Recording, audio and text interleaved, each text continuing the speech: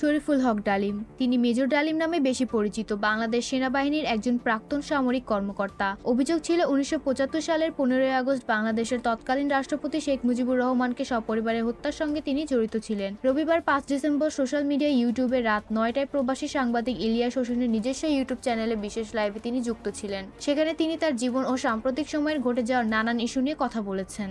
মুক্তিযুদ্ধে ৩০ লক্ষ মানুষ শহীদ হয়েছিল, অসংখ্য নারী সম্প্রভ হারিয়েছিল।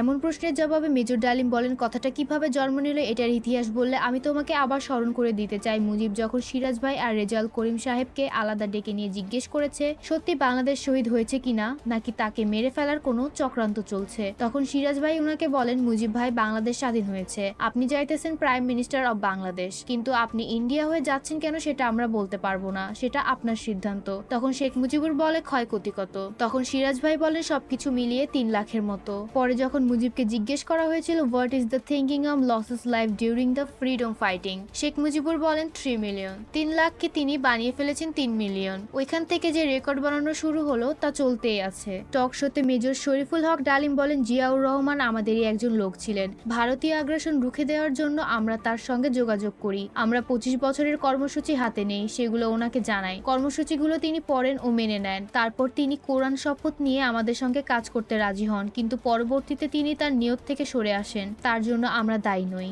জিয়া দেশপ্রেমিক ও সৎ লোক ছিলেন। মেজর ডালিম বলেন, মুজিব সেনা অভ্যুত্থানে নিহত হয়েছেন। বাকশাল বিদায়ের পরে কোটি কোটি মানুষ রাস্তায় নেমে এসে শুকরিয়া আদায় করেছে। শেখ মুজিবুর তার জুলুমের মাত্রা স্বৈরাচারী আচরণের মতো এতটাই তীব্র করেছিল যে তখন মানুষ রবের কাছে মুক্তি চাচ্ছিল জুলুমের অবসানের জন্য। মেজর ডালিম আরো বলেন, তথাকথিত নেতারা যখন ভারত পালিয়ে গেল তখন ছিল না কেউ নেতৃত্ব দেওয়ার, তখন সমঝোতা নিয়ে ব্যস্ত সবাই। পাকিস্তানি বাহিনী যখন বাঙালির ওপর হামলে পড়েছিল তখন মেজর জিয়ার স্বাধীনতার ঘোষণা আসে। আমি তখন পাকিস্তান আর্মিতে।